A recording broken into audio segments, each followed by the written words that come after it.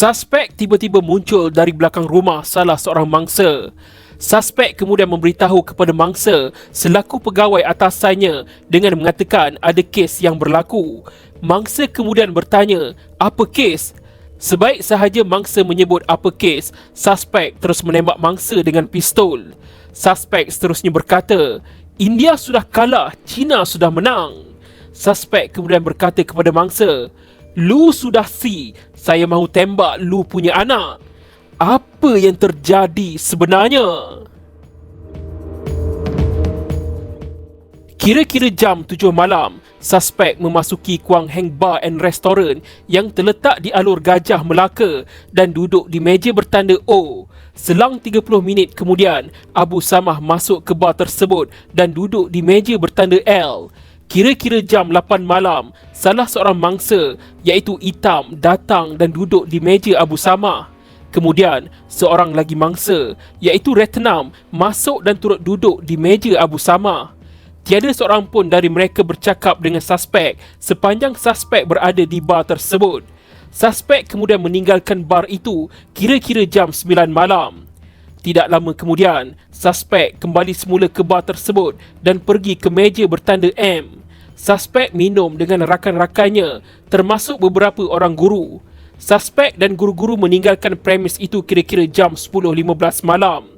Abu Samah, Itam dan Retnam masih duduk di meja bertanda L semasa suspek keluar bersama guru-guru tersebut.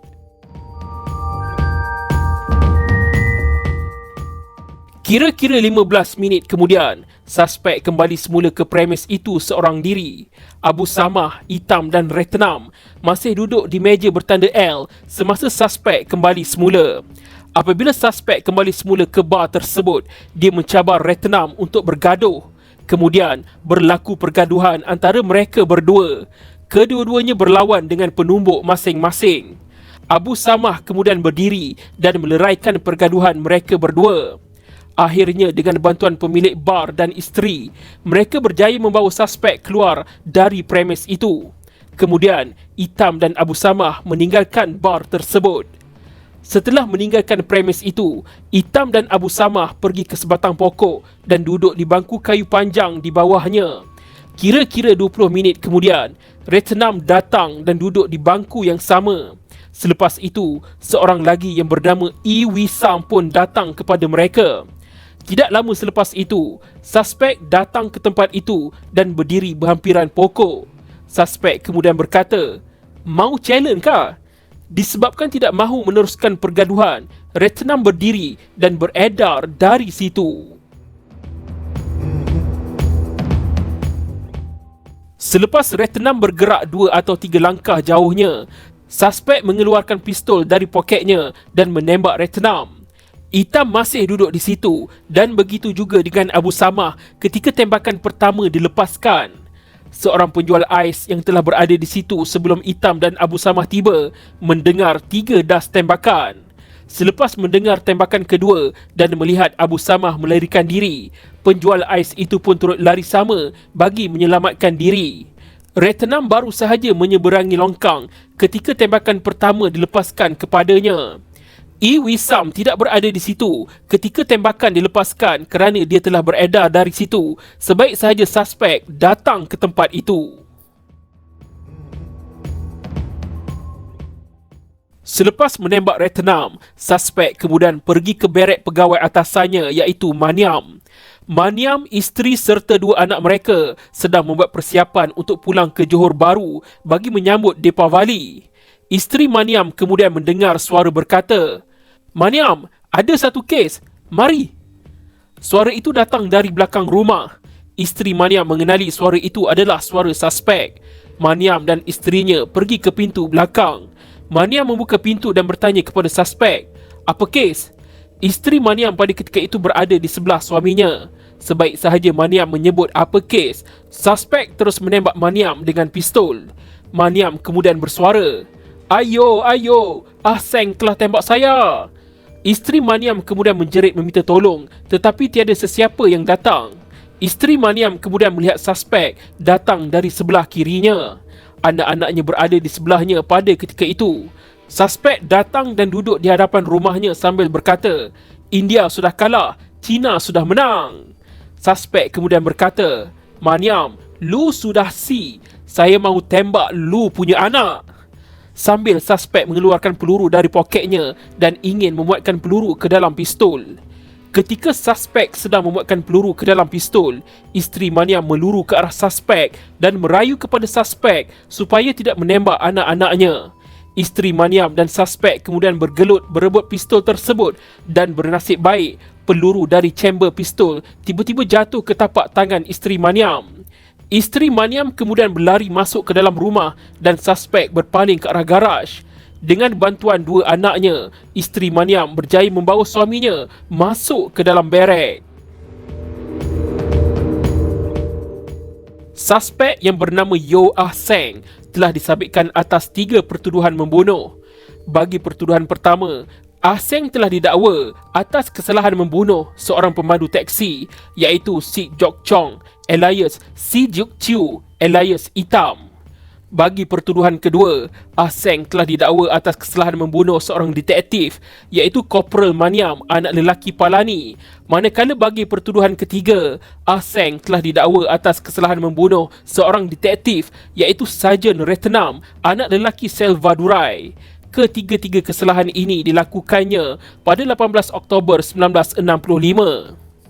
Di peringkat Mahkamah Tinggi yang bersidang di Melaka, Ah Seng dijatuhi hukuman mati atas pertuduhan pertama, manakala hukuman bagi pertuduhan kedua dan ketiga ditangguhkan. Ah Seng kemudian merayu terhadap sabitan itu. Rayuan telah didengar pada 1 November 1966. Apakah keputusan rayuan tertuduh? Adakah tertuduh kekal bersalah atau dibebaskan? Merujuk dalam pembelaan tertuduh, Ah Seng menyatakan bahawa dia pernah mengalami 2 kemalangan motosikal iaitu pada tahun 1959 dan tahun 1962. Pada kedua-dua kemalangan itu, dia dibawa ke hospital dalam keadaan tidak sedarkan diri. Dalam tempoh 1 atau 2 tahun yang lalu, iaitu sebelum kejadian ini berlaku, tertuduh sering mengalami sakit kepala. Tertuduh kerap pergi ke pusat perubatan di Alur Gajah berhubung dengan aduan sakit kepalanya itu. Pada 18 Oktober 1965, iaitu hari kejadian, tertuduh mengalami sakit kepala yang sangat teruk. Tertuduh memutuskan untuk mengambil minuman keras iaitu brandy dengan harapan ia akan membuatkan dia berpeluh sekaligus dapat melegakan sakit kepala yang dialaminya. Tertuduh sering berkunjung ke Kuang Heng Bar semasa berada di Alur Gajah. Kebiasaannya, tertuduh minum antara 1 hingga 2 packs of brandy. Pada petang hari kejadian, tertuduh pergi ke bar tersebut untuk minum brandy. Dia minum 2 packs brandy pada petang itu. Kemudian, seorang lelaki bernama Ah Tong Peh datang ke bar tersebut dan membeli sebotol brandy. Tertuduh berbual pendek dengan Tong Peh. Tong Peh kemudian membuka botol brandy yang dibelinya dan ingin menuang brandy tersebut ke dalam gelas tertuduh.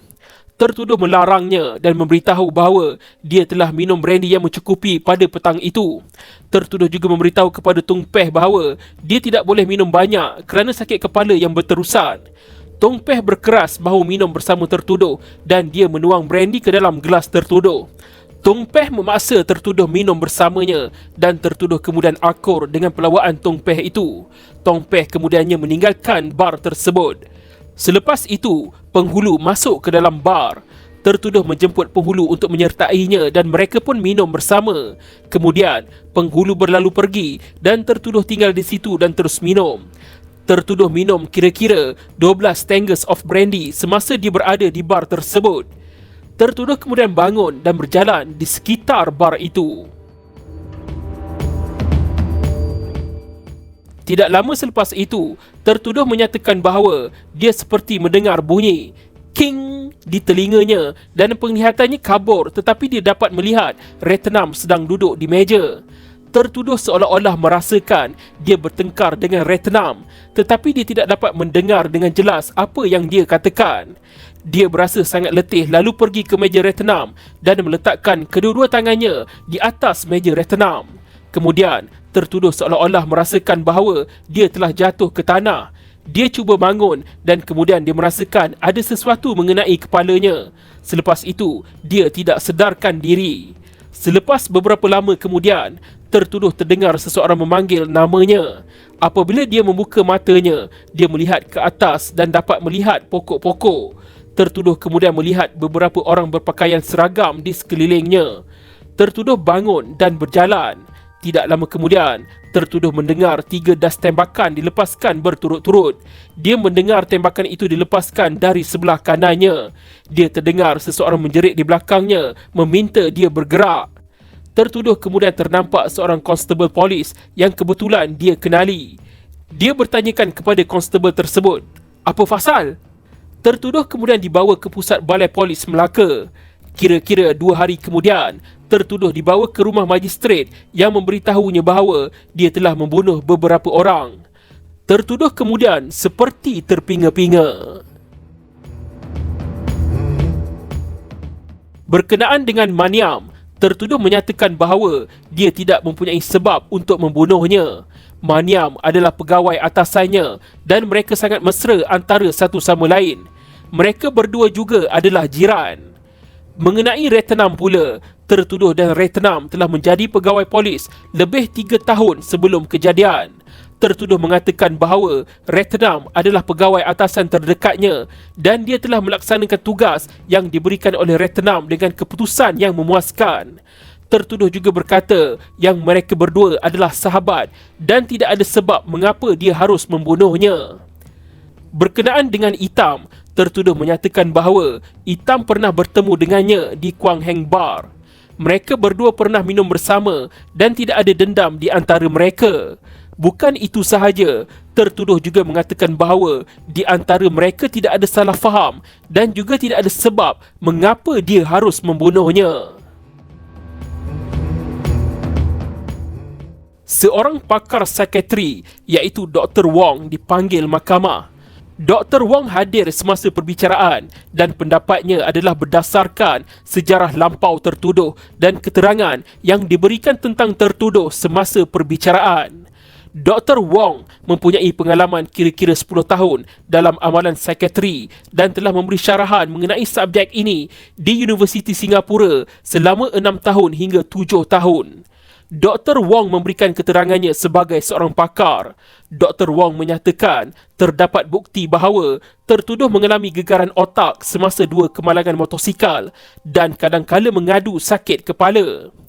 Setelah mendengar hujahan dari kedua-dua belah pihak dan alasan-alasan rayuan yang dikemukakan, panel Hakim Mahkamah Persekutuan sebulat suara membenarkan rayuan tertuduh dan mengetepikan sabitan ke atas ketiga-tiga pertuduhan dan juga hukuman pada pertuduhan pertama. Mahkamah Persekutuan berpendapat bahawa tertuduh tidak siuman pada masa dia melakukan perbuatan itu. Mahkamah Persekutuan memerintahkan supaya Yeo Ah Seng disimpan dalam tahanan selamat di penjara Kuala Lumpur sementara menunggu perintah yang di-Pertuan Agong. Penghakiman penuh boleh dirujuk dalam kes Yeo Ah Seng lawan Pendakwa Raya 1967 1 MLJ 231 Mahkamah Persekutuan Kuala Lumpur. Nombor rayuan jenayah X31 tahun 1966.